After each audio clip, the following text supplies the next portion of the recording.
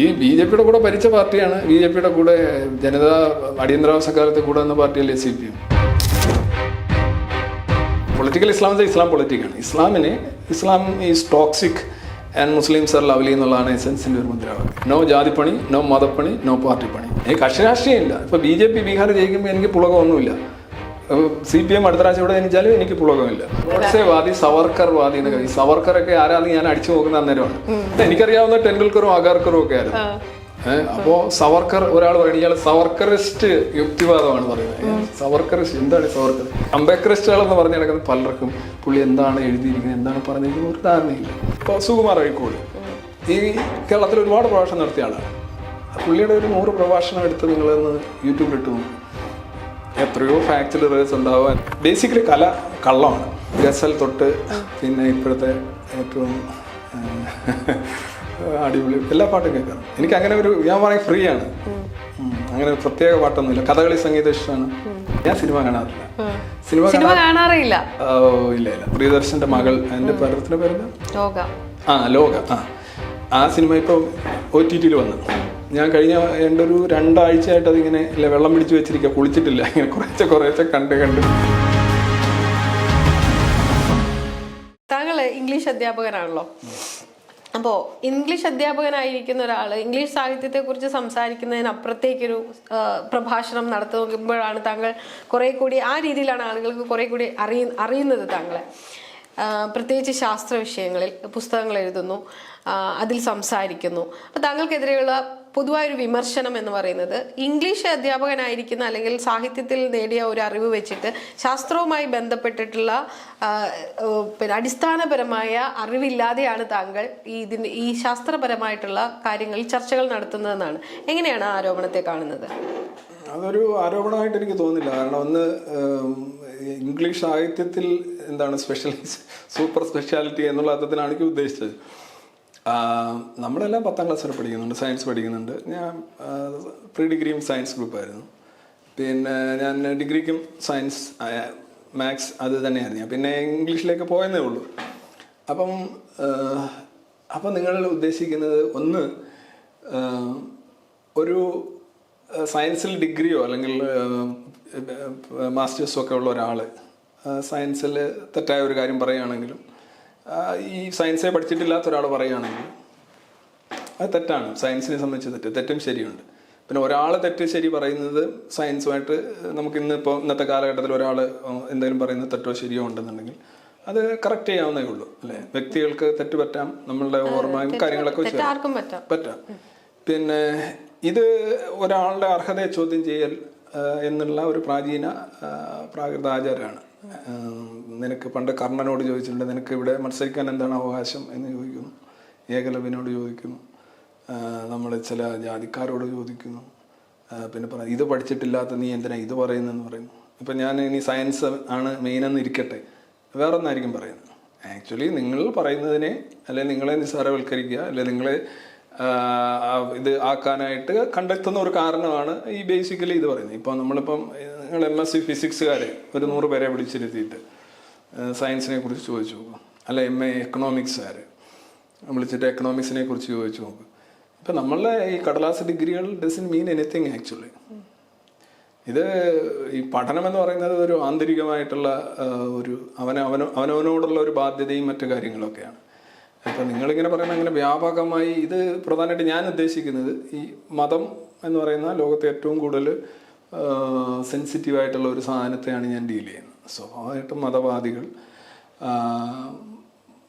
പ്രത്യയശാസ്ത്രവാദികൾ ഒക്കെ സ്വാഭാവികമായിട്ടും ലിഞ്ചിങ് ക്യാമ്പയിനൊക്കെ നടത്താറുണ്ട്. അതിന്റെ ഭാഗമായിട്ട് ഒരു ആരോപണം എന്ന് പറഞ്ഞാൽ താങ്കൾ ഒരു പ്രസംഗത്തിൽ സംസാരിച്ചുകൊണ്ടിരിക്കുമ്പോൾ പഞ്ചസാരയുടെ രാസവാക്യം പറഞ്ഞതിനെ കുറിച്ചാണ്. അതിനകത്ത് തെറ്റിയാണ് താങ്കൾ പറഞ്ഞത്. കറക്റ്റ് എനിക്ക് കറക്റ്റ് അറിയില്ല. അല്ലല്ല CXH1 H12O6 ഇതാണ് താങ്കൾ പറഞ്ഞത്. ഞാൻ പറഞ്ഞ ഈ പഞ്ചസാര എന്ന് പറഞ്ഞാൽ ഷുഗർ, ഈ പല ടേബിൾസ് നമ്മൾ ഉപയോഗിക്കുന്ന ഷുഗറും ഷുഗർ എന്ന് പറഞ്ഞാൽ പല ഐറ്റം ഉണ്ടല്ലോ. ഞാൻ പഞ്ചസാര ഞാൻ ഷുഗർ എന്ന് മാത്രമേ പറഞ്ഞിട്ടുള്ളൂ അതിനകത്ത്. ഒന്ന് 2 ഈ ഞാനീ പറഞ്ഞ ഷുഗർ ആണോ എന്ന് നോക്കുക. ഒന്നത് അത് ഷുഗർ ആണെങ്കിൽ ഷുഗറാണ്. അജിനോമോട്ടോ കണ്ടുപിടിച്ചത് ഇന്ന രാജ്യക്കാരാണെന്ന് പറഞ്ഞതിനകത്താണ് ഈ രണ്ട് കാര്യം എടുത്തു വെച്ചിട്ട് താങ്കൾക്കെതിരെയുള്ള ആരോപണം. ഇത്ര അടിസ്ഥാനപരമായ ചെറിയ കാര്യങ്ങളിൽ പോലും കൃത്യതയില്ലാതെയാണ് താങ്കൾ ശാസ്ത്ര വിഷയങ്ങൾ സംസാരിക്കുന്നുണ്ട് എന്നുള്ളതാണ്. അതിനാണ് ഞാൻ ഒരു മറുപടി ചോദിക്കുന്നത്. നമ്മൾ ഇതിനകത്ത് ഇടുന്ന പഞ്ചസാരയാണ് എന്ന് ഞാൻ പറഞ്ഞതെന്ന് ഈ കേൾക്കുന്ന ആൾക്ക് തോന്നിയാൽ ആ പഞ്ചസാരയുടെ രാസനാമമാണ് വ്യത്യാസമായിട്ടുള്ളത്. ഓക്കെ അല്ലേ? പഞ്ചസാര എന്ന് പറയുന്ന വാക്ക് നമ്മൾ ഈ ഡയബറ്റീസ് തൊട്ട് എല്ലാത്തിനും പറയുന്നതാണ് അല്ലെ. ഞാൻ എന്നതിന് മറുപടി കൊടുത്താണ്. ഇനിയിപ്പോ ഞാൻ ഈ അവർക്ക് തോന്നുകയാണെങ്കിൽ ഞാൻ ഉദ്ദേശിച്ചത് ഈ പഞ്ചസാര തന്നെയാണ്.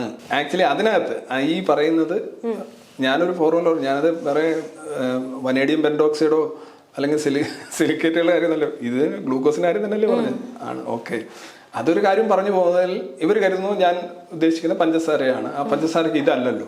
ഇതൊക്കെ സത്യത്തിൽ വളരെ സില്ലി ആയിട്ടുള്ള കാര്യമാണ്. ഇനിയിപ്പോ ഞാൻ പറഞ്ഞത് പഞ്ചസാരയാണ് എന്ന് അവർ കരുതി, അവർക്ക് കരുതിയും കൂടെ വേണം. അവർ കരുതിയത് ഞങ്ങൾ ഇങ്ങനെയാണ്, അതുകൊണ്ട് നിങ്ങൾ അങ്ങനെ പറയണമായിരുന്നു എന്നാണ് പറയുന്നത്. ഒന്നത്. അപ്പം ഇനിയിപ്പോ എനിക്ക് ഇക്വേഷൻ പറഞ്ഞാൽ തെറ്റിപ്പോയി എന്ന് പറഞ്ഞാൽ ഉടനെ ഓക്കെ, അതിന്റെ രാസനാമമാണ് പറഞ്ഞത്. ഇപ്പൊ ഗ്ലൂക്കോസ് എന്ന് പറഞ്ഞതിന്റെ രാസനാമം പറയുമ്പോൾ അതിന്റെ മോളിക്കുലാർ ഇത് തെറ്റിപ്പോയി എന്ന് പറഞ്ഞ ഉടനെ ഓക്കെ, ഇയാൾക്ക് ഇതൊന്നും അറിയത്തില്ല എന്ന് പറയുന്നതിനകത്തുള്ള ഒരു മനോകൽപ്പന ചിന്തിക്കുക. ഞാൻ അതല്ല പറഞ്ഞത്. ഓക്കെ, അവർക്ക് അങ്ങനെ തോന്നിയത് ആണെന്നാണ് പറയുന്നത്. ഇപ്പൊ രണ്ട്. പിന്നെ അജിനോമോട്ടോയുടെ കാര്യം, ഇതെന്താണെന്നറിയോ? ഇത് ബേസിക്കലി ഞാൻ ഈ പ്രസംഗം നടത്തി 7 വർഷത്തിന് ശേഷം, ഈ രണ്ടെണ്ണം അങ്ങനെ തന്നെയാണ്, 7 വർഷത്തിന് ശേഷമാണ് പിന്നീട് ആ രണ്ടൊരു പ്രസംഗം ഇങ്ങനെ തിരിച്ചടിച്ചിട്ട് അങ്ങോട്ടും ഇങ്ങോട്ടും നോക്കിയിട്ട് ഇത് അങ്ങനെയാണ് ഇങ്ങനെയാണെന്ന് പറഞ്ഞ് കണ്ടെത്തിയത്. ഈ അജിനോമോട്ടോയെ കുറിച്ച് ഞാൻ ഇതിന് ശേഷം 4 or 5 പ്രഭാഷണങ്ങൾ നടത്തിയിട്ടുണ്ട് ഈ അടുത്തിടെയൊക്കെ. ഇത് ഒരു മലയാളം, ഈ കൊമ്പ് സീവീഡ് എന്ന് പറയുന്നൊരു സാധനമാണ്. അത് മലയാളത്തിൽ ഒരു ബ്ലോഗിൽ ട്രാൻസ്ലേറ്റ് ചെയ്ത് വന്നത്. അത് ആശ്രയിച്ചാണ് ഞാൻ അന്ന് പറഞ്ഞത്. അത് ആ എഴുതിയ ആളുടെ കുഴപ്പമാണ്. അതിന്റെ ട്രാൻസ്ലേറ്റ് ചെയ്തപ്പം ഈ കൊമ്പെന്ന് പറയുന്നത് നമ്മൾ ഉദ്ദേശിക്കുന്ന കൊമ്പല്ല, അതാണ് അതിന്റെ ഒരു പ്രശ്നം. അപ്പൊ അത് മലയാളത്തിലാണ് ഞാനത് വായിച്ചത്, അതങ്ങനെ തന്നെ എഴുതിയിരിക്കുന്നു. അപ്പൊ അതിനകത്തൊന്നും വലിയ പ്രത്യേകിച്ച് ആ ഒരു ജീവിയുടെ ഇത് എന്നുള്ളതേ ഉള്ളൂ. ജീവിയിൽ നിന്ന് വരുന്ന ഒരു ഉമാമി എന്ന് പറയുന്ന ഒരു സാധനമൊന്നേ ഉള്ളൂ. ഇത് ഞാൻ അത് നടത്തിയിട്ട് 7 വർഷത്തിന് ശേഷമാണ്. അതിന് ശേഷം ഒരുപാട് പ്രഭാഷണങ്ങൾ നടത്തിയിട്ടുണ്ട്. അത് അന്ന് തന്നെ എനിക്ക് മനസ്സിലായതാണ് ഇത് ഈ മലയാളത്തിൽ ട്രാൻസ്ലേഷന് കുഴപ്പമാണെന്ന്. അപ്പം ഞാനത് കറക്റ്റ് ചെയ്തിട്ട് ഒരുപാട് പ്രഭാഷണങ്ങൾ നടത്തിയിട്ട് 7 വർഷം കഴിയുമ്പോൾ നമ്മൾ കാണുന്നത് അന്നത്തെ ഇതിൻ്റെ ഒരു ഉദ്ദേശം എന്ന് പറഞ്ഞു കഴിഞ്ഞാൽ വ്യക്തിപരമായിട്ട് ഈ പറയുന്നവൻ ഇതൊന്നും പറയാൻ യോഗ്യനല്ല എന്ന് നിങ്ങൾ പറയുന്ന ആ ഒരു എന്താ പറയുക, ഈ ജ്ഞാനപരമായ യഥാർത്ഥത്തിൽ ഇന്നത്തെ ഒരാൾ പണ്ഡിതൻ എന്ന് പറയുന്നത് എന്താ അർത്ഥമാക്കുന്നത്? ഇപ്പം ഞാൻ കുറേ കാര്യങ്ങൾ പഠിച്ചു വെച്ചിട്ടുണ്ട്. ഞാൻ കുറേ കാര്യങ്ങൾ മറന്നു പോകും, കുറേ കാര്യങ്ങൾ ചിലപ്പോൾ തെറ്റായിട്ടായിരിക്കും പഠിച്ചു വെച്ചിരിക്കുന്നത്. അപ്പം ഞാൻ ശരിയാണ് എന്നുള്ളതല്ല എൻ്റെ വാദം. നിങ്ങൾ ശരി കണ്ടെത്താൻ നിങ്ങൾക്ക് കഴിയുമോ എന്ന് നിങ്ങളോട് ആരായുകയാണ്. ഞാൻ അവിടെ ഒരു വ്യക്തി, ഒരു വിഷയമേ അല്ല. പിന്നെ എനിക്കൊരു തെറ്റ് പറ്റി എന്നിരിക്കട്ടെ, അത് ഞാൻ പെട്ടെന്ന് അത് അംഗീകരിച്ചിട്ട് ഞാൻ ആളാവാൻ നോക്കുന്ന ഒരാളാണ്. കാരണം നോക്കൂ, അയാൾ എങ്ങനെയൊക്കെയാണെങ്കിലും ഒരു തെറ്റ് പറ്റി അപ്പോഴേ സമ്മതിച്ചു, എത്ര നല്ല മനുഷ്യനാണ് എന്ന് 4 പേര് പറഞ്ഞിപ്പിക്കാൻ എനിക്കൊരു അവസരം കിട്ടിയാൽ ഞാനത് ഉപയോഗിക്കും. നമ്മൾ ഇമേജ് ബിൽഡിംഗ് ആണല്ലോ നോക്കുന്നത്. ഇനി പക്ഷെ ഇവർ പറയുന്ന പല കാര്യങ്ങൾ തെറ്റല്ല, അല്ലാതെ ഞാൻ തെറ്റാണെന്ന് പറഞ്ഞു കഴിഞ്ഞാൽ അത് സമൂഹത്തിന് കൊടുക്കുന്ന സന്ദേശം മറ്റൊന്നായിരിക്കും. മതവാദികൾ, പിന്നെ അതുപോലെ തന്നെ മതരാഷ്ട്രീയവാദികൾ, പിന്നെ യുക്തിവാദികൾ, ഇങ്ങനെ കുറേ ഐറ്റങ്ങളുണ്ട്. ഇവർ ഇങ്ങനെയൊക്കെയുള്ള ഒരു ക്യാമ്പയിൻ സംഘടിപ്പിക്കുന്നുണ്ട്. അവർ പറയുന്ന മിക്കവാറും ഒരു 99% കാര്യങ്ങളും വസ്തുതകളുമായിട്ട് നിരക്കുന്നതല്ല. ദേ തിങ്ക് ദാറ്റ് എന്താ വ്യക്തിപരമായിട്ട് എന്താ പറയുക, ഇങ്ങനെ ഇത് ചെയ്ത് കഴിഞ്ഞാൽ എന്തോ ആകും എന്നുള്ളത്. ഇതിപ്പോൾ ഞാൻ പറഞ്ഞില്ലേ, ഒരു 7 വർഷത്തിന് ശേഷം ഞാൻ പറഞ്ഞൊരു ഫോർമുല, ഏതോ ഒരിടത്ത് പറഞ്ഞൊരു ഫോർമുല പഞ്ചസാരയുടെ ആണ് പറയേണ്ടത്, ഞാൻ ഗ്ലൂക്കോസിൻ്റെ ആണ് പറഞ്ഞത്. ഗ്ലൂക്കോസിൻ്റെ അല്ല, അയാൾ പഞ്ചസാരയുടെ പറയണമായിരുന്നു. ആ പ്രഭാഷണം കേട്ടു നോക്കൂ. ഞാൻ ഈ പഞ്ചസാര എന്ന് പറയുന്നില്ല, കറിയിലിടുന്ന പഞ്ചസാര എന്ന് ഞാൻ പറയുന്നില്ല. അല്ല, ഇതിനകത്ത് എന്താണ് പ്രത്യേകിച്ച് കാര്യമുള്ളത്? ഓക്കെ, അവിടെ ഇനി അഥവാ തെറ്റ് പറ്റിയെന്നിരിക്കട്ടെ, അവരുടെ വാദം അങ്ങനെയാണെന്ന് ഞാൻ പറയായിരുന്നു. അല്ല, ആ വാദത്തിന് എന്താണ് മെറിറ്റ്, എന്താണ് മറുപടി എന്ന് മാത്രമേ ഞാൻ ചോദിച്ചുള്ളൂ. ഒരാളൊരു ആരോപണം ഉന്നയിക്കുമ്പോൾ അതിനൊരു മറുപടി പറയണല്ലോ. ആ മറുപടി എന്താണെന്നാണ് ഞാൻ ചോദിക്കണേ. അതിപ്പോ ഞാനിപ്പോ ഇവിടെ ഓരോരുത്തർ പ്രഭാഷണം നടത്തുന്നു, മതപണ്ഡിതന്മാർ നടത്തുന്നു, അല്ലാത്തവർ നടത്തുന്നു, ഇവരുടെ എല്ലാ പ്രഭാഷണങ്ങൾ ഞാൻ 1200-ലധികം പ്രഭാഷണങ്ങൾ നടത്തിയിട്ടുണ്ട്. ഇത്രയെല്ലാം ഉള്ളൂ. അപ്പൊ ഞാൻ എത്ര കറക്റ്റാണ്? അല്ല അത് ഞാൻ മറുപടി മാത്രമേ ചോദിക്കുന്നുള്ളൂ, എനിക്ക് വേറെ ഒന്നും ആവശ്യമില്ല. ഞാൻ 7 വർഷം മുമ്പേ നടത്തിയ ഒരു കാര്യത്തില് അതിങ്ങനെ മോളിക്കൂൾ ഇങ്ങനെ മാറിപ്പോയി എന്ന് പറഞ്ഞോണ്ട് വരണമെങ്കിൽ ഞാൻ എല്ലാ ദിവസവും ലൈവും അതും ഇതുമൊക്കെ നടത്തുന്ന ആളാണ്. എനിക്കൊരു മിനിമം ഒരു 10-200 തെറ്റുകളെങ്കിലും വരുത്താൻ ഒരു 1200 പ്രഭാഷണം നടത്തുമ്പോൾ ഒരു പ്രഭാഷണത്തിൽ തന്നെ എത്ര തെറ്റുകൾ വരാം? ഇതൊരു വാദമാണോ എന്ന് അറിയാൻ വേണ്ടി ചോദിച്ചു. ഞാൻ പറഞ്ഞത് ഈ മറ്റുള്ളവരെ എല്ലാ പ്രഭാഷണങ്ങളും ഇപ്പോൾ സുകുമാർ അഴീക്കോട് ഈ കേരളത്തിൽ ഒരുപാട് പ്രഭാഷണം നടത്തിയ ആളാണ്. പുള്ളിയുടെ ഒരു 100 പ്രഭാഷണം എടുത്ത് നിങ്ങളൊന്ന് യൂട്യൂബിലിട്ട് നോക്ക്, എത്രയോ ഫാക്ച്വൽ എറേഴ്സ് ഉണ്ടാവാൻ. താങ്കൾക്കെതിരെയുള്ള വിമർശനങ്ങളെ ഏത് രീതിയിലാണ് കാണുന്നത്? വിമർശനങ്ങൾ കുറവാണ്, വിമർശനങ്ങൾ വളരെ കുറവാണ്. ഇതേപോലെയുള്ള സാധനങ്ങളൊക്കെയാണ്. ഇതിനെ വിമർശനം എനിക്ക് തെറ്റ് പറ്റില്ല എന്ന് ഞാൻ പറയുകയാണെങ്കിൽ ഓക്കെ, ഈ തെറ്റ് ഇവിടെയൊക്കെ തെറ്റ് പറ്റിയിട്ടുണ്ട്, എനിക്ക് തെറ്റേ പറ്റൂ എന്ന് ഞാൻ പറയുന്നില്ലെന്നേ ഉള്ളൂ. തെറ്റുകൾ പറ്റും എന്നുള്ള ഒരു തെളിയിക്കപ്പെടേണ്ട കാര്യമാണ്. വ്യക്തികൾക്ക് തെറ്റുകൾ പറ്റില്ലേ? Why should you take such pains to prove that a person gets wrong sometimes?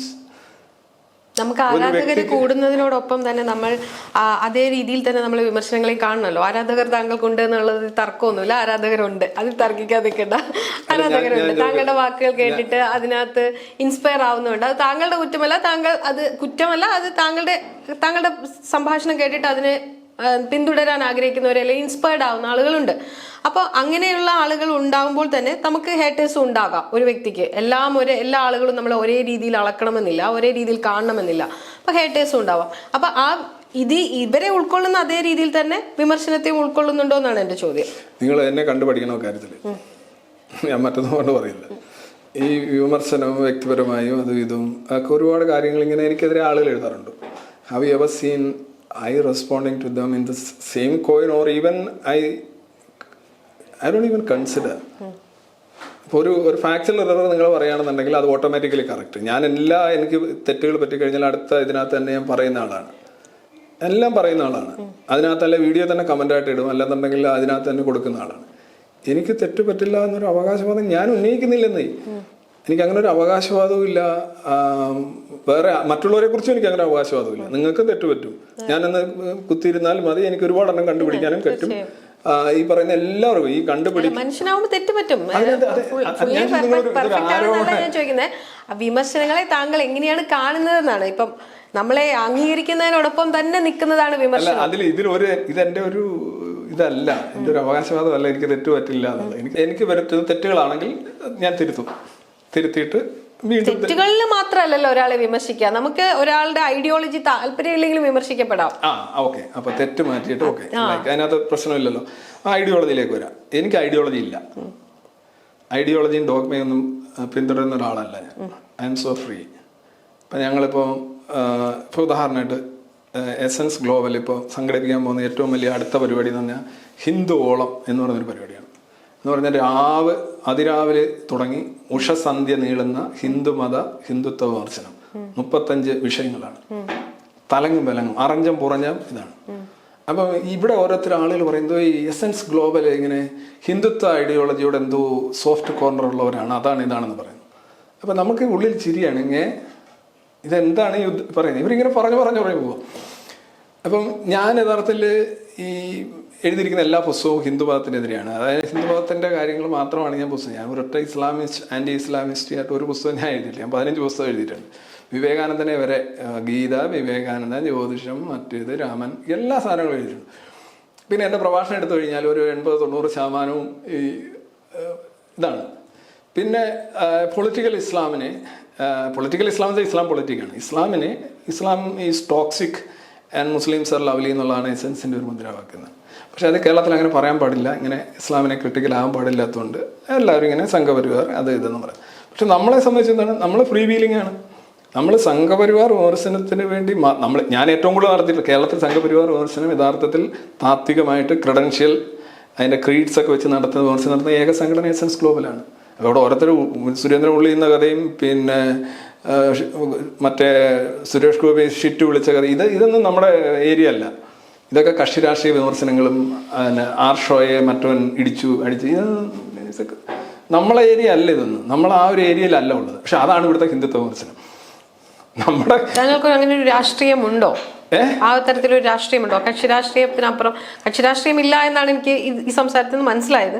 ഇനി കക്ഷി രാഷ്ട്രീയമുണ്ടോ, അല്ലെങ്കിൽ മറ്റേതെങ്കിലും തരത്തിലൊരു രാഷ്ട്രീയം മുന്നോട്ട് വെക്കുന്നുണ്ടോ? കക്ഷി രാഷ്ട്രീയം ഇല്ല, കക്ഷി രാഷ്ട്രീയം രാഷ്ട്രീയമുണ്ട്, പിന്നെ ഭയങ്കര പൊളിറ്റിക്കൽ ജീവിയാണ് ഞാൻ. ഉദാഹരണമായിട്ട് ജെൻഡർ ഇക്വാലിറ്റിക്ക് വേണ്ടി നിലകൊള്ളുന്നു ഞാൻ. അതുകൊണ്ടാണ് ഏത് സിവിൽ കോഡിന് വേണ്ടി നിലകൊള്ളുന്നത്. സ്ത്രീ എന്ന് പറയുന്നത് പുരുഷൻ എന്ന് പറഞ്ഞാൽ അംഗീകരിക്കില്ല. അതിന്റെ രാഷ്ട്രീയം. രാഷ്ട്രീയം ഉള്ളവർക്ക് അങ്ങനെ രാഷ്ട്രീയം ഇല്ല. രാഷ്ട്രീയം രണ്ടും വേർതിരിച്ചാണ് ചോദിച്ചത്. കക്ഷി രാഷ്ട്രീയം രാഷ്ട്രീയം ഉള്ളവർക്ക് അങ്ങനെ രാഷ്ട്രീയമില്ല. ഞാനിപ്പോൾ ഉദാഹരണമായിട്ട് ജെൻഡർ ഈക്വാലിറ്റി എൻ്റെ ജീവിതത്തിൽ ഞാൻ പഠിച്ചെടുത്ത കാര്യമാണ്. ഞാൻ ജനിച്ചപ്പോഴേ ജെൻഡർ ഈക്വൽ ആയിരുന്നു, സ്ത്രീകൾ പുരുഷനും തുല്യരാണ് എന്നൊക്കെ അങ്ങനെയൊന്നുമില്ല. അതൊക്കെ വെറുതെ കവടമാണ്. ഞാൻ പഠിച്ചെടുത്ത കാര്യങ്ങൾ, ആർജിച്ചെടുത്ത 2 മൂല്യങ്ങളാണുള്ളത്. ഇൻഹറൻ്റ് ആയിട്ടുള്ള മൂല്യങ്ങളുണ്ട്, അക്വേർഡ് ആയിട്ടുള്ള വാല്യൂസ് ഉണ്ട്. ഇതൊക്കെ അക്വേർഡ് വാല്യൂസാണ്. ഈ പ്രധാനമായിട്ട് ജെൻഡർ ഈക്വാലിറ്റി എന്ന് പറഞ്ഞാൽ അക്വേർഡ് വാല്യൂസ് ആണ്. ഹ്യൂമൻ റൈറ്റ്സ്, LGBT അവരുടെ അവകാശങ്ങളെക്കുറിച്ചുള്ള ബോധം ഉണ്ടാകുന്ന പറഞ്ഞാൽ നമ്മൾ പഠിച്ചെടുക്കുന്നത്. പണ്ട് അങ്ങനെ ആയിരുന്നില്ല, വീട് കിട്ടത്തില്ലായിരുന്നു. അപ്പം ഈ അക്വേർഡ് വാല്യൂസിൽ പെടുന്ന ഒരു കാര്യമാണ് എന്നെ സംബന്ധിച്ച് ഇതൊക്കെ എൻ്റെ രാഷ്ട്രീയമല്ലേ. എനിക്ക് കക്ഷി രാഷ്ട്രീയമില്ല. ഇപ്പോൾ BJP ബീഹാർ ജയിക്കുമ്പോൾ എനിക്ക് പുളകമൊന്നുമില്ല. CPM അടുത്ത പ്രാവശ്യം ഇവിടെ ജനിച്ചാലും എനിക്ക് പുളകമില്ല. LGBTQ കമ്മ്യൂണിറ്റി എങ്ങനെയാണ് കാണുന്നത് താങ്കൾ? LGBT കമ്മ്യൂണിറ്റിക്ക് വേണ്ടി കേരളത്തിൽ ആദ്യമായിട്ട് പരസ്യമായിട്ട് എഴുതുകയും സംസാരിക്കുകയും ചെയ്ത ആളാണ് ഞാൻ. അതിൻ്റെ മുന്നിൽ ചെന്ന് ഫോട്ടോ എടുത്തിട്ട് ക്യൂർ ഇതിനൊന്നും പോയിട്ടില്ലെന്നേ ഉള്ളൂ. ഞാൻ നാസീനായ ദൈവത്തിലെ ഒരു 20-25 മിനിറ്റ് ഭാഗം എന്ന് പറഞ്ഞു കഴിഞ്ഞാൽ ഡോക്കൻസ് LGBT കമ്പനി വേക്കപ്പ് കോളാണത്. ഇറ്റ് വാസ് ഇൻ 2010 ഞാൻ പരസ്യമായിട്ട് പ്രസംഗിച്ചിട്ടുള്ളതാണ്. അന്ന് ആ ഒരു വിഷയം തന്നെ കൊണ്ടുവരുന്നത് മെഴ്സി കില്ലിങ്, LGBTQ വിഷയങ്ങളൊക്കെ ആദ്യമായിട്ട് പരസ്യവേദിയിൽ ഈ നാസ്തികനായ ദൈവം എന്ന് പറയുന്നൊരു പ്രഭാഷണമാണ്. അത് ഇപ്പോൾ എൻ്റെ 100-ലേറെ ആയിട്ടുണ്ട്. ഞാനിപ്പോൾ 1 വർഷം ഒരെണ്ണേ നടത്താറുള്ളൂ. ഒരു പുസ്തകത്തിൻ്റെ പേരിൽ കഴിഞ്ഞ 15 വർഷമായിട്ട് മിനിമം ഒരു പ്രഭാഷണം കേരളത്തിൽ നടക്കുന്നുണ്ട്. അത് ലക്ഷക്കണക്കിന് ആളുകൾ കാണുന്നുണ്ട് യൂട്യൂബിൽ. അപ്പം ഇതിനകത്ത് ഒരു ഇതാണ് ഈ യൂത്തനേഷ്യ എന്ന് പറയുന്ന സാധനം, LGBTQൻ്റെ അവകാശങ്ങൾ, ഇതെല്ലാ സാധനങ്ങളും ചേർത്തുള്ള ഒരു പ്രഭാഷണമാണ്. ഞാൻ 2011 നടത്തിയ ഒരു പ്രഭാഷണം 4.5 മണിക്കൂറാണ്. കോഴിക്കോട് ഒരു പ്രഭാഷണം 4.5 മണിക്കൂറൊക്കെ വലിയ വന്നത് എത്തീസം ആർക്കും ഇഷ്ടമല്ല, പിന്നെ ഇതൊന്നും ഇഷ്ടമല്ല. ഞാൻ അവസാനം പ്രഭാഷണത്തിന് ശേഷം എൻ്റെ എനിക്ക് എന്നെ വന്ന് ഇങ്ങനെ കൈ തരുന്ന ആളുകളെ ഞാൻ കാലിങ്ങനെ ഒരു കസേരയുടെ മേളിൽ ഇരുത്തിയിട്ടാണ് ഇങ്ങനെ സംസാരിക്കുന്നത്. LGBTQൻ്റെതാണ്. ഞാൻ സ്കൂളിൽ എപ്പോഴും പറയാറുണ്ട്. ഞാൻ ഞാൻ യൂണിവേഴ്സിറ്റി കോളേജിലും വിമൻസ് കോളേജിലും എല്ലാം പഠിക്കുമ്പോൾ ഞാൻ കുട്ടികളെ ഒന്ന് വേക്കപ്പ് ചെയ്യാനായിട്ട് ചോദിക്കാറുണ്ട്, ഈ എവിടെയാണ് നിങ്ങളുടെ ലൈംഗിക അവയവം located, where is your sexual organ located. എന്നിട്ട് ഉടനെ പിള്ളേർ എന്തൊരു വൃത്തിയായിട്ട ചോദ്യമാണ് ഇയാൾ ചോദിക്കുന്നത്. ചിലർ പറയും ബിറ്റ്വീൻ ലെഗ്സ് എന്ന് പറഞ്ഞുകൊണ്ട് വരും. അപ്പോൾ ഞാൻ പറഞ്ഞാൽ ബിറ്റ്വീൻ ലെഗ്സ് അല്ല, ബിറ്റ്വീൻ യുവർ ഇയേഴ്സ് ആണ്. അത് അതായത് നിങ്ങളുടെ ഈ സെക്സ് എന്ന് പറയുന്ന സാധനം ഡിക്റ്റേറ്റ് ചെയ്യുന്നതും ഇതെല്ലാം നിങ്ങളുടെ ആ 1.5 kilograms ഓഫ് ജെല്ലിയാണ്. അത് വെച്ചാണ് നിങ്ങൾ ആണാണെന്ന് തോന്നുന്നതും പെണ്ണാണെന്ന് തോന്നുന്നതും ഇൻബിറ്റ്വീനാണെന്ന് തോന്നുന്നതും എല്ലാം ഇതാണ്. അതിന് നിങ്ങളുടെ ആ വേണ്ടുന്ന ഹോർമോൺസ് ഉണ്ടാക്കപ്പെടാനുള്ള നിർദ്ദേശവും നിങ്ങളുടെ എല്ലാ സംഗതികളും വരുന്നത് ഈ ഒരു സാധനം കൊണ്ടാണ്. അപ്പോൾ ഇത് വരുമ്പോൾ അതല്ല, അതിനുപരിയായ കാര്യങ്ങളുണ്ട് എന്ന് കുട്ടികൾക്ക് പെട്ടെന്ന് ഒരൊറ്റ ചോദ്യത്തിൽ നിന്ന് തന്നെ മനസ്സിലാവും. 100% ആക്യുറേറ്റ് ആയിട്ടല്ല ഞാൻ പറയുന്നത്, മറിച്ച് ഒരു വേക്കപ്പ് കോളാണ് ഇത്. ഡോക്കൻസ് ഒരു ബയോളജിസ്റ്റാണ് ബേസിക്കലി. ഡോക്കൻസും ഈ പറയുന്നതാണ് ഒരു ഉണരൂ എന്നുള്ള പല കാര്യങ്ങളെക്കുറിച്ച്. ഇപ്പോൾ നിറം, ഫോർ എക്സാമ്പിൾ, നിങ്ങൾ എൻ്റെ പ്രഭാഷണങ്ങളെല്ലാം കേട്ടു നോക്കൂ. ഞാൻ നിറത്തെക്കുറിച്ച് സംസാരിക്കുന്നത് ഭൂമധ്യരേഖ പ്രദേശത്ത് ജീവിക്കുന്ന മനുഷ്യരുടെ കൂടുതൽ സോളാർ റേഡിയേഷൻ കിട്ടുമ്പോൾ അവരെ മെലാനിൻ കൂടുതൽ ഉൽപ്പാദിപ്പിക്കപ്പെടുന്ന ഡാർക്കർ സ്കിന്നാണ്. അതേസമയം പോളാർ റീജിയനിൽ പോകുമ്പോൾ അവർ ഈ മെലനോസൈറ്റ് കോശങ്ങൾ ട്രിഗേർഡ് ആവുന്നില്ല. അത്രയും മെലനിൻ കുറച്ചാണ്. അവർ മഞ്ഞിച്ചോ അല്ലെ വെളുത്തോ വിളറിയോ ഇരിക്കുന്നു. നിങ്ങളുടെ മുടിയുടെ നിറം എന്ന് പറയുന്നത് തന്നെ ഇത് വെളുത്താണ്. ഈ മെലനിൻ ഇല്ലെങ്കിൽ നിങ്ങളുടെ മുടി കറക്കില്ല. ഈ മെലനിൻ്റെ ഉൽപ്പാദനം കുറയുന്നതുകൊണ്ടാണ് അവസാനം നമ്മൾ നരയ്ക്കുന്നത്. ഇത് ബേസിക് ആയിട്ടുള്ള ഇത് പറയുമ്പോൾ ഈ സോഷ്യൽ ആയിട്ടുള്ള പല ഈവിൾസ്, ഇപ്പോൾ കളർ വൈസ് ഡിസ്ക്രിമിനേഷൻ, പിന്നെ ഈ പറഞ്ഞ ജാതി ഒരു അന്ധവിശ്വാസമാണെന്ന് പറയുന്നത് എത്ര സംവരണ സാഹിത്യക്കാരെ നിങ്ങൾ കണ്ടിട്ടുണ്ട്? ഇപ്പോൾ ഞാൻ ഈ അടുത്തിടെ ഒരു വലിയൊരു സംവരണ സാഹിത്യകാരൻ സംസാരിക്കുന്നു, ജാതി ഒരു അന്ധവിശ്വാസം തന്നെയാണ് എന്ന് പുള്ളി പറയുന്നു. But he has taken almost 15 years to say that. Ambedkar പറഞ്ഞിട്ടുണ്ട്. അംബേദ്കറിസ്റ്റുകൾ എന്ന് പറഞ്ഞു നടക്കുന്ന പലർക്കും പുള്ളി എന്താണ് എഴുതിയിരിക്കുന്നത്, എന്താണ് പറഞ്ഞിരിക്കുന്നത് ഒരു ധാരണയില്ല. ഞാൻ ഈ കേരളത്തിൽ ഏറ്റവും കൂടുതൽ അംബേദ്കറെ കുറിച്ച് പ്രഭാഷണം നടത്തിയിട്ടുള്ള വ്യക്തിയാണ് ഞാൻ. Can you believe it? എൻ്റെ 6 or 7 പ്രഭാഷണം യൂട്യൂബിൽ കിടപ്പുണ്ട്. അത് പലതും മിനിമം ഒരു 1 ലക്ഷം പേരൊക്കെ കണ്ട് 50-നും 1 ലക്ഷത്തിനും ഇടയ്ക്ക് ആളുകൾ കണ്ടിട്ടുണ്ട്. ഞാൻ നിങ്ങളെ പറഞ്ഞ് ജാതി കാലുഷ്യം നിറയ്ക്കുന്ന പ്രഭാഷണം. ഞാൻ ഈ ജാതി എന്ന് പറയുന്ന സാധനം അംബേദ്കറുടെ വേണ്ടി അംബേദ്കറിസ്റ്റുകളായ അല്ലെങ്കിൽ ആ രീതിയിൽ സംസാരിക്കുന്ന ഒരാള് ഗോഡ്സേവാദിയാണെന്നുള്ള ഒരു ആരോപണമുണ്ട്. അങ്ങനെ ഒരു ചുമ്മാ ഒരു ഗോഡ്സെ ആയിട്ട് ഒരു കാര്യം ഞാൻ പറഞ്ഞിട്ടില്ല. ഇതൊക്കെ ഇങ്ങനെ പറഞ്ഞുണ്ടാക്കുന്ന ഗോഡ്സ്. ഞാനത് അറിയണല്ലോ. ഗോഡ്സെ വാദി, സവർക്കർ വാദി എന്നൊക്കെ. ഈ സവർക്കറൊക്കെ ആരാന്ന് ഞാൻ അടിച്ചു നോക്കുന്ന അന്നേരമാണ്. ഇവിടെ കുറെ ആളുകള് താങ്കൾ സവർക്കറെ കുറിച്ച് കേട്ടിട്ടില്ല? സവർക്കറിനെ കുറിച്ച് അടിച്ചു നോക്കാന്ന് പറഞ്ഞാൽ കേൾക്കാത്ത ഒരാളെ കുറിച്ചല്ല അടിച്ചു നോക്കുക. എനിക്കറിയാവുന്ന ടെണ്ടുൽക്കറും അഗാർക്കറും ഒക്കെ ആയിരുന്നു. അപ്പോ സവർക്കർ ഒരാൾ പറയുന്നത് ഇയാൾ സവർക്കറിസ്റ്റ് യുക്തിവാദമാണ് പറയുന്നത്. സവർക്കറിസ്റ്റ് എന്താണ് സവർക്കർ? അപ്പൊ പിന്നെ നമ്മൾ അടിച്ചു നോക്കും. എനിക്ക് അത്രയും മാത്രമല്ല, കേരളത്തിൽ ഈ സവർക്കറെ നിങ്ങളൊക്കെ പറയും, നിങ്ങൾക്ക് ഇവിടെ ജനിച്ചു വന്നില്ലേ, ഈ സവർക്കറെ കുറിച്ചൊക്കെ കേരളീയരെ സംസാരിക്കാൻ തുടങ്ങിയെന്ന് വളരെ കുറച്ച് BJP ഭരണത്തിൽ വരികയും 2014 ശേഷമാണ്. ഈവൻ പശു കൊലപാതകങ്ങൾ പണ്ട് ഇവിടെ നടക്കുന്നുണ്ട്. എന്നാണ് പശു കൊലപാതകം ഇവിടുത്തെ ലോകത്തെ 1-ാം ലോകമഹായുദ്ധത്തിന് ശേഷമുള്ള ഏറ്റവും വലിയ സംഭവമായിട്ട് കേരളത്തിൽ വന്നത്? ഇപ്പോഴാണ്. ഈ BJPയുടെ കൂടെ ഭരിച്ച പാർട്ടിയാണ്. BJPയുടെ കൂടെ ജനതാ അടിയന്തരാവസ്ഥക്കാലത്ത് കൂടെ വന്ന പാർട്ടിയല്ലേ CPM. ഇവിടെ അവരെ ഇലക്ഷന് നിന്നിട്ടില്ലേ? VP സിംഗിന്റെ കാലഘട്ടത്തിൽ യുക്തിവാദ പ്രസ്ഥാനവുമായി അടുപ്പത്തിലായ എത്രമാത്രം താങ്കൾ അടുപ്പത്തിലാണ്, അല്ലെങ്കിൽ എത്രമാത്രം താങ്കൾ അകലത്തിലാണ്? ഒരു ബന്ധവുമില്ല, രണ്ടുമില്ല, ഒരു ബന്ധമില്ല. യുക്തിവാദം എന്ന് പറഞ്ഞു കഴിഞ്ഞാൽ ശരിക്കും ഞാൻ 3 കാര്യം എസൻസ് ഗ്ലോബൽ പറയുന്നത്: നോ ജാതിപ്പണി, നോ മതപ്പണി, നോ പാർട്ടി പണി. ജാതിക്ക് വേണ്ടി പണിയുന്നില്ല. ആ ജാതി കൊള്ളാം, ഈ ജാതി കൊള്ളാം, ആ ജാതിക്ക് ഇത് കിട്ടണം, മറ്റേത് കിട്ടണം, മറിച്ചണം. ജാതിപരമായ പണിയില്ല. പാർട്ടിക്ക് വേണ്ടി ഇലക്ഷൻ സമയത്ത് മറ്റേത് പിന്നെ ആർഷോ ഈർഷോ ഇതൊന്നുമില്ല. പിന്നെ അല്ലാന്നുണ്ടെങ്കിൽ എന്താ മതപ്പണി, അത് അവർ പാർശ്വവൽക്കരിക്കപ്പെട്ട ഒരു ജനതയ്ക്ക് വേണ്ടിയുള്ള നിതാന്ത പോരാട്ടത്തിലാണ് ഞാൻ.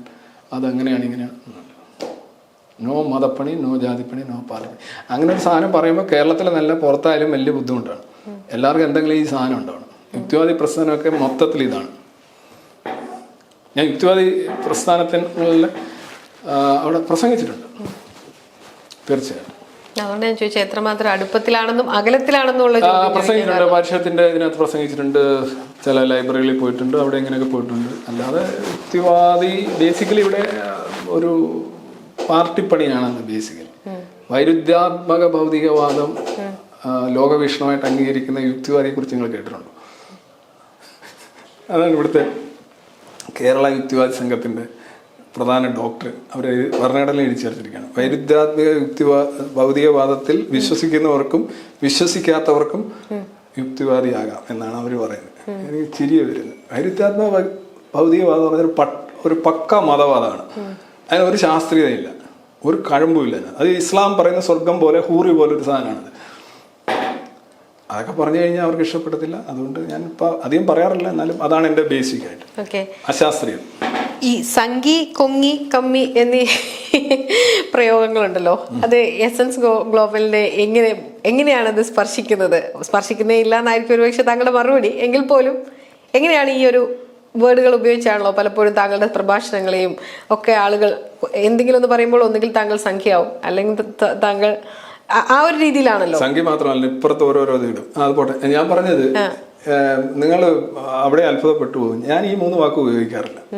അല്ല, ഇത് ഞാനും ഉപയോഗിക്കാറില്ല കേട്ടോ. ഞാനൊരു വ്യക്തിയെ വേറെ ആരോപണങ്ങളായിട്ട് മാത്രമാണ് ഞാൻ ഒരാളെയും ഈ വാക്കുകൾ ഉപയോഗിച്ച് പറയാറ്. ഞാൻ ഒരു ഇന്നേ വരെ ഇത്രയും ഞാൻ മാത്രമല്ല, ഞാൻ ഇതിന്റെ ഇടയ്ക്ക് നിൽക്കുന്ന ആളാണ്. എനിക്കെതിരെ ഇങ്ങനെ പറയാറുണ്ട്. ഞാൻ ഒരു വ്യക്തിയും സംഖ്യയെന്നോ കമ്മിയെന്നോ, ഈ കമ്മി എന്നൊക്കെ വിളിക്കാം. കമ്മി എന്ന് പറഞ്ഞാൽ കമ്മ്യൂണിസത്തിന്റെ ചെരുക്കപ്പേരാണ്. സംഘി എന്നും വേണേൽ വിളിക്കാം, സംഘപരിവാറിന്റെ ഇതാണ്. കൊങ്ങിയെന്ന് ഞാൻ വിളിക്കാറില്ല. ഞാൻ വ്യക്തി പ്രധാനമാണ്. വ്യക്തി അധിക്ഷേപം പാടില്ല. കാലിനടിക്കരുത്, പന്തിനടിക്കണം എന്നുള്ള ഇങ്ങനെ കുറെ സാധനങ്ങളാണ് നമ്മൾ മുന്നോട്ട് വെക്കുന്നത്. ഈ യക്ഷി പ്രേതം ദൈവവിശ്വാസിയല്ല, അപ്പൊ പിന്നെ അതിന് ചോദിക്കുന്ന അർത്ഥം ഉണ്ടാവില്ല. എങ്കിൽ പോലും ചോദിക്കാണ്, ഇത്തരം കാര്യങ്ങളെ എങ്ങനെയാണ് താങ്കൾ നിരീക്ഷിക്കുന്നത്? ദൈവം പോലെ തന്നെ എല്ലാം ഒരു ഒറ്റച്ചരക്കാണ്. എല്ലാം മാട, മറുതൻ, യക്ഷി ഇതെല്ലാം ഒറ്റച്ചരക്ക്. അങ്ങനെ ഒരു സിദ്ധാന്തം തന്നെയാണ് നമുക്കുള്ളത്. സമീപകാലങ്ങളിൽ അതുമായി ബന്ധപ്പെട്ട് സിനിമകളൊക്കെ പുറത്തിറങ്ങുന്നു, ആളുകൾ അതിനെക്കുറിച്ച് ചർച്ച ചെയ്യുന്നു, താങ്കൾ അതിൽ അഭിപ്രായം പറയുന്നു. അതുകൊണ്ട് കൂടിയാണ് ഞാൻ ആ ചോദ്യം ചോദിക്കാൻ കാരണം. ഞാൻ ലിറ്ററസുമായിട്ട് ബന്ധപ്പെട്ട് കുറേ എൻ്റെ പ്രൊമോഷനുമായിട്ട് ബന്ധപ്പെട്ട് കുറേ ഇന്റർവ്യൂസ് സംഘടിപ്പിച്ചു. അതിനകത്തെല്ലാം ഈ ചോദ്യം വന്നു. ഞാൻ സിനിമ കാണാറില്ല. സിനിമ കാണാറില്ല? ഇല്ല ഇല്ല, അതിനെ അതിശയിപ്പിക്കുന്നു. ഒരു സിനിമ പോലും കാണാറില്ല? അതെ, ഒരു സിനിമ എന്നല്ല. പിന്നെ ഞാനൊരു സിനിമ കുട്ടിയായിരുന്നു. ഒരു ദിവസം 3 സിനിമ കാണുക, അതിന്റെ പേര് ഡയറിക്കകത്ത് എഴുതിയിടുന്നു. അങ്ങനെ ഒരാൾ മമ്മൂട്ടി, പഴയ മമ്മൂട്ടി, മോഹൻലാൽ, പിന്നെ പഴയ ഹിന്ദി, തമിഴ്, തെലുങ്ക് എല്ലാം ഞാൻ കാണുന്നത്. വിജയകാന്തിന്റെ പടം വരെ കാണുന്നത്. അത് പ്രീ ഡിഗ്രി ഒക്കെ കാലഘട്ടമാണ്. പിന്നെ അത് കഴിഞ്ഞിട്ട് കുറഞ്ഞു വന്നു. പിന്നെ കഴിഞ്ഞ ഒരു 10 വർഷമായിട്ട് അതുപോലെ തന്നെ ലിറ്ററേച്ചർ, ഞാൻ ലിറ്ററേച്ചർ ഒന്നും വായിക്കാറില്ല. ഭയങ്കര ലിറ്ററേച്ചർ, പിന്നെ 100 Years of Solitude വായിച്ചിട്ട് അതിനകത്ത് ഒരു കഥാപാത്രമായിട്ട് തന്നെ കുറെ നാൾ ജീവിച്ച ഒരാളാണ്. ഷെർലക് ഹോംസ്, അഗതാ ക്രിസ്റ്റി എല്ലാം തൂത്ത് പറക്കി ലൈബ്രറി തീർക്കുന്ന ഒരാളാണ്. MD ആയാലും മലയാള സാഹിത്യമായാലും എല്ലാം. ലിറ്ററേച്ചർ ഇപ്പോൾ ഒരുപാട് ഹെവി ആയിട്ട് വായിച്ചിട്ടുണ്ട്. സിനിമ ഒരുപാട് ഹെവി ആയിട്ട് കണ്ടിട്ടുണ്ട്. ഒരു ഘട്ടം കഴിഞ്ഞപ്പോഴത്തേക്ക് എനിക്ക് അതെന്നെ തൃപ്തിപ്പെടുത്തുന്നില്ല. അത് സോഫീക്ക് മാജിക് പോലെയാണ്. മാജിക്കിൽ നമ്മൾക്ക് അങ്ങനെ തോന്നുന്നുണ്ട്, കൈ മുറിക്കുന്നതായിട്ട് തോന്നുന്നുണ്ട്, പക്ഷെ മുറിക്കുന്നില്ല. You are getting fooled. നമ്മളെ വിജയകരമായിട്ട് കബളിപ്പിക്കുന്നതാണ് ഒരു മജീഷ്യൻ്റെ വിജയം. അപ്പോൾ കബളിപ്പിക്കപ്പെടുന്നു എന്നുള്ള ഒരു സാധനം വരുമ്പോൾ എനിക്ക് കുറേ കഴിഞ്ഞപ്പോൾ ഈ സാഹിത്യ കണക്കുള്ള ഈ സാധനത്തിലുള്ള ഒരു താല്പര്യം കുറഞ്ഞു വന്നു. അങ്ങനെ ഞാൻ ഈ ലിറ്ററേച്ചർ, സിനിമ സാധനങ്ങളൊക്കെ വേണ്ടിയിട്ട് സയൻസ് അങ്ങനെയല്ല. സയൻസ് റിയലാണ്. ഓഹ് വണ്ടർഫുൾ. അതിൻ്റെ ഒരു ഹരം വേറെയാണ്. ഞാനിപ്പോൾ നടക്കാനൊക്കെ പോവുകയാണെങ്കിലും ഈ 2 മണിക്കൂറൊക്കെ ഉള്ള നീണ്ട പോഡ്കാസ്റ്റ് വീഡിയോസ് ഉണ്ട്. പിക്ചർ സംസാരിക്കല്ല, അതിന് പോഡ്കാസ്റ്റ് വീഡിയോസ്. അതിങ്ങനെ കേട്ടുകൊണ്ട് ഇങ്ങനെ നമ്മൾ ഓരോരോ കാര്യത്തിൽ ഇങ്ങനെ പോകും. ഇപ്പോൾ എന്തുകൊണ്ടാണ് ലോകം സ്പന്ദനത്തിൽ നിന്ന് തുടങ്ങിയത്? ഒരു സ്പന്ദനമാണല്ലോ, എല്ലാത്തിനും സ്പന്ദനം. ഹൃദയം സ്പന്ദിക്കുന്നു, അത് സ്പന്ദിക്കുന്നു, ഇത് സ്പന്ദിക്കുന്നു. എങ്ങനെയാണ് അതിൻ്റെ അടിസ്ഥാനം? Just video. ഇതൊക്കെ കിട്ടുന്ന ഒരു ഹരം ഭയങ്കരമാണ്. സിനിമയിൽ നിന്ന് ലിറ്ററേച്ചർ സിനിമയൊക്കെ ഒരാൾ മേക്ക് ബിലീവിങ് എഴുതി ഉണ്ടാക്കി, ചിസിൽ ചെയ്ത് ക്യാരക്ടർ മാറ്റി, ഡയലോഗ് ചിസിൽ ചെയ്ത് എഴുതി ഉണ്ടാക്കി അവതരിപ്പിക്കുമ്പോൾ അത് മേക്ക് ബിലീവ്. ഞാൻ ലിറ്ററേച്ചറിൽ PG, ലിറ്ററേച്ചറിൽ നെറ്റ്, ലിറ്ററേച്ചർ പഠിപ്പിക്കുന്ന, ലിറ്ററേച്ചറിൽ കിടന്ന് പറയണം കുളിച്ച ഒരാളാണ്. എനിക്ക് ലിറ്ററേച്ചറിനോടും ബേസിക്കലി കള്ളമാണ്. സത്യം പറയാനാണെങ്കിൽ നിങ്ങൾ ചിലപ്പോൾ ജേർണലിസ്റ്റ്, സപ്പോസ് ഞാൻ നിങ്ങളൊന്ന് പൊക്കെ എടുത്തുള്ളൂ, അല്ലെങ്കിൽ ഒരു ഡോക്യുമെൻ്ററി, അല്ലെങ്കിൽ ഒരു ഫോട്ടോഗ്രാഫി തന്നെ ഇപ്പോൾ ഫിൽറ്ററൊക്കെ ഇട്ട് കഴിഞ്ഞാൽ മാറിപ്പോവും. ബേസിക്കലി കള്ളം പറയുന്നത്, ഈ കലയിലെ കള്ളം നമ്മളെ ഹർട്ട് ചെയ്യത്തില്ല. ഈ മതത്തിൻ്റെ പ്രശ്നം വെച്ചാൽ മതം കള്ളം പറയുകയും അത് സത്യമാണെന്ന് വാദിക്കുകയും ചെയ്യുന്നു. കല അങ്ങനെ ഒരിക്കലും വാദിക്കുന്നില്ല. അപ്പോൾ ഹാരി പോട്ടർ വെച്ച് കള്ളമാണ്, ഹാരി പോട്ടർ കള്ളമാണ്, പക്ഷെ ഹാരി പോട്ടർ സത്യമാണ്, ഒരു സത്യപ്രസ്താവനയില്ല. കല സമൂഹത്തിന് ആവശ്യമേ ഇല്ല എന്നാണോ?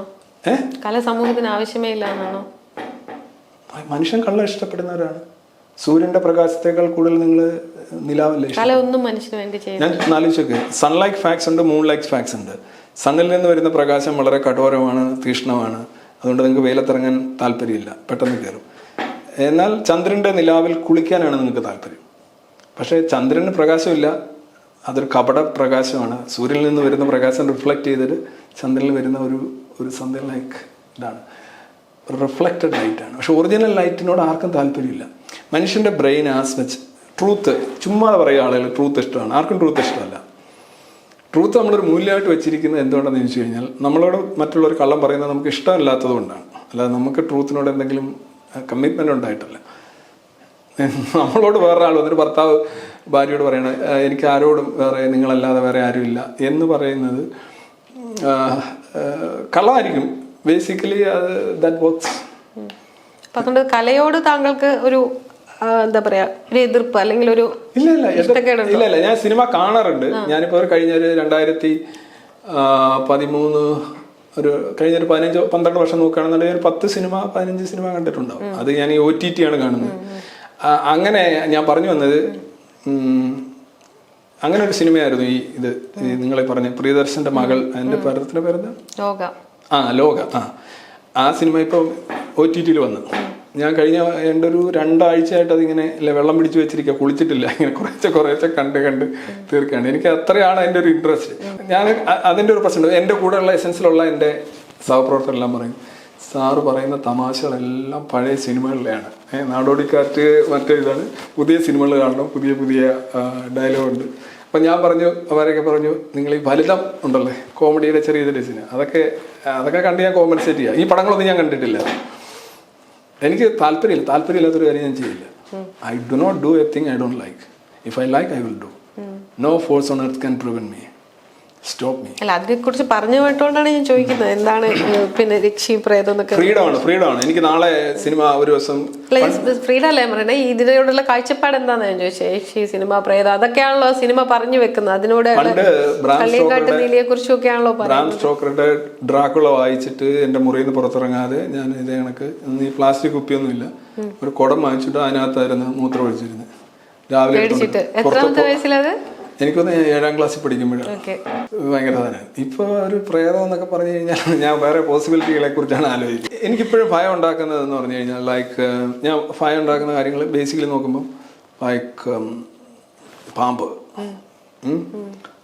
എനിക്ക് അങ്ങനെ ഒരു ഭയമില്ല. ഞാൻ പണ്ട് പാമ്പിനെ തല്ലിക്കൊന്നിട്ടുണ്ട്. ഇപ്പൊ പറഞ്ഞ നിയമപരമായ കുറ്റമാണ്, പണ്ട് നിയമമൊക്കെ വരുന്നതിന് മുമ്പ് മനസ്സിലായി. അപ്പൊ എപ്പോഴാണെന്നൊക്കെ ചോദിച്ചു. പക്ഷെ പാമ്പ് ഇങ്ങനെ നിൽക്കുന്ന ഒരു സാധനം കാണുമ്പോൾ നമുക്കൊരു സാധനം വരും. അങ്ങനെ കുറേ സാധനങ്ങൾ മാത്രമേ ഉള്ളൂ ഭയം. പക്ഷെ ബേസിക്കലി ഈ പ്രേതത്തെക്കുറിച്ചും പ്രേത സിനിമയൊന്നും കണ്ടാൽ ഒരു രക്ഷയില്ല, എനിക്കൊന്നും തോന്നില്ല. പിന്നെ ചിലരൊക്കെ പിന്നെ ചോദിക്കാറുണ്ട് ഇങ്ങനെ ശ്മശാനത്തിൻ്റെ അടുത്ത് പോയി താമസിക്കാമോ, പിന്നെ കുരിശ് എടുത്തോണ്ട് വരാമോ. പണ്ട് ലിസ എന്ന് പറയുന്ന പടമുണ്ട്. ആ പടമൊക്കെ കണ്ടപ്പോ ഇങ്ങനെ കുരിശ് എടുത്തോണ്ട് വന്നിട്ട് ഒരു കുരിശ് മാല അവിടെ കൊരുത്ത് കിടക്കുന്ന ഒരു പടമാണ്. അതൊക്കെ ഭയങ്കര അനുഭവമായിരുന്നു. ഇപ്പൊ ഇതൊക്കെ ആലോചിക്കുമ്പോൾ ഭയങ്കര ചിരിയായിരുന്നു. ആ ഒരു സാധനം പോയി. ഈ കോളറിഡ്ജ് പറഞ്ഞിട്ടുണ്ട്, വില്ലിംഗ് സസ്പെൻഷൻ ഓഫ് ഡിസ്ബിലീഫ് എന്ന് പറയുന്നതാണ് എല്ലാ കലാസ്വാദനത്തിന്റെ അടിസ്ഥാനം. നിങ്ങളുടെ തല കൊണ്ട് വെച്ചല്ല ഇത് കാണുന്നത്. തലയുടെ ഈ ഫ്രണ്ടൽ കോർട്ടക്സ് ഉൾപ്പെടെയുള്ള സാധനങ്ങൾ എടുത്തിട്ട് ഒരു ഹെൽമെറ്റ് ഷെൽഫിൽ വെക്കുന്നോണം അവിടെ ഏൽപ്പിച്ചിട്ടാണ് നിങ്ങൾ തിയേറ്ററിനുള്ളിൽ കയറുന്നത്. എന്നിട്ട് നിങ്ങൾ ചിരിക്കുന്നു, കരയുന്നു, അത് കഴിഞ്ഞ് പുറത്തിറങ്ങും. അപ്പോൾ വില്ലിംഗ് സസ്പെൻഷൻ ഓഫ് ഡിസ്ബിലീഫാണ്. അതായത് അവിശ്വസിക്കാനായിട്ടുള്ള നിങ്ങളുടെ എബിലിറ്റിയെ നിങ്ങൾ സസ്പെൻഡ് ചെയ്ത് മാറ്റും. ചിലത് കണ്ടിട്ടേ ഇതെങ്ങനെ ശരിയാവും. ഇപ്പോൾ ഒരു നായകൻ 5 പേരെ അടിക്കുന്നു, അല്ലെ 10 പേരെ അടിക്കുന്നു. അത് നമ്മൾ അതിനെ ആ രീതിയിൽ കണ്ടാൽ മതിയല്ലോ. അതൊരു സിനിമയാണ്, അല്ല നമ്മൾ കാണാൻ പോകുന്ന സിനിമയാണെന്ന് അറിയാലോ. നിങ്ങളവിടെ അതാ ഞാൻ പറഞ്ഞത്, ഈ വില്ലിംഗ് സസ്പെൻഷൻ ഓഫ് ഡിസ്ബിലീഫ് എന്ന് പറയുന്ന സാധനം വർക്ക് ചെയ്തെങ്കിലേ കല ആസ്വദിക്കാൻ പറ്റും. പറഞ്ഞ കാര്യം തന്നെ ഞാൻ പറഞ്ഞു. അപ്പൊ താങ്കൾക്ക് അങ്ങനെ ഒരു ആസ്വാദന ലെവൽ ഇപ്പൊ ഇല്ല? ഇല്ല, ഞാൻ ഡിസ്ബിലീവ്, എനിക്ക് ഇൻസ്പയർ മീ. പാട്ടൊക്കെ കേൾക്കും, പാട്ടല്ല എല്ലാ പാട്ടുകൾ കേൾക്കാറുണ്ടോ? ഓ, ഭക്തിഗാനങ്ങൾ ഉൾപ്പെടെ പല ഭക്തിഗാനങ്ങളും കേൾക്കാറുണ്ട്. സംഗീതമൊക്കെ ഭയങ്കരമായിട്ട് ചെയ്യാറുണ്ട്. ഫുൾ സംഗീതത്തിന്റെ ഒരു വലിയ കളക്ഷൻ തന്നെയുണ്ട്. എന്ത് തരം പാട്ടുകളാണ് കൂടുതൽ കേൾക്കാറുള്ളത്? ഗസൽ തൊട്ട് പിന്നെ ഇപ്പോഴത്തെ ഏറ്റവും അടിപൊളി എല്ലാ പാട്ടും കേൾക്കാറുണ്ട്. എനിക്ക് അങ്ങനെ ഒരു, ഞാൻ പറയും, ഫ്രീ ആണ്. അങ്ങനെ പ്രത്യേക പാട്ടൊന്നുമില്ല. കഥകളി സംഗീതം ഇഷ്ടമാണ്. അതൊക്കെ ഞാൻ പെട്ടെന്ന് തിരിച്ചറിയും. പണ്ട് ഞങ്ങൾ ഈ റേഡിയോയിൽ അവസാനം കഥകളി സംഗീതം ഉറങ്ങാൻ നല്ല ഇങ്ങനെ കലാമണ്ഡലം ഹൈദരാലിയുടെ ഒക്കെ കണ്ടിരുന്നു. അതൊക്കെ ഇഷ്ടമാണ്. പാടുവോ? ഇല്ല. പണ്ടൊക്കെ പാടുമായിരുന്നു. ഇപ്പം അത്ര ചിലപ്പോ ഇങ്ങനെ സാധാരണ രീതി പാടും, അല്ലാതെ പൊതുവേദികളൊന്നും പാടില്ല. പാട്ട് ഇത്ര കേൾക്കുന്ന ആളെന്നുള്ള രീതി ഞാൻ ചോദിച്ചേട്ടോ. പാട്ട് കേൾക്കുന്ന എല്ലാരും പാട്ടുകാരാവണമെന്നില്ല, എന്നാലും ചോദിച്ചതാ. ഇങ്ങനെ പാട്ടിനെ ഭയങ്കര ഇഷ്ടപ്പെടുന്ന ആളൊന്നും അങ്ങനെ ഒരു ഗ്രേഡ് ഉള്ള പാട്ടുകാരനല്ല. എന്റെ മകള് പാടും ഒരു, പക്ഷെ അവൾക്കും അത് പുറത്ത് പറയുന്നത് ഇഷ്ടമല്ല. അപ്പൊ എന്തായാലും താങ്ക് യു സോ മച്ച്.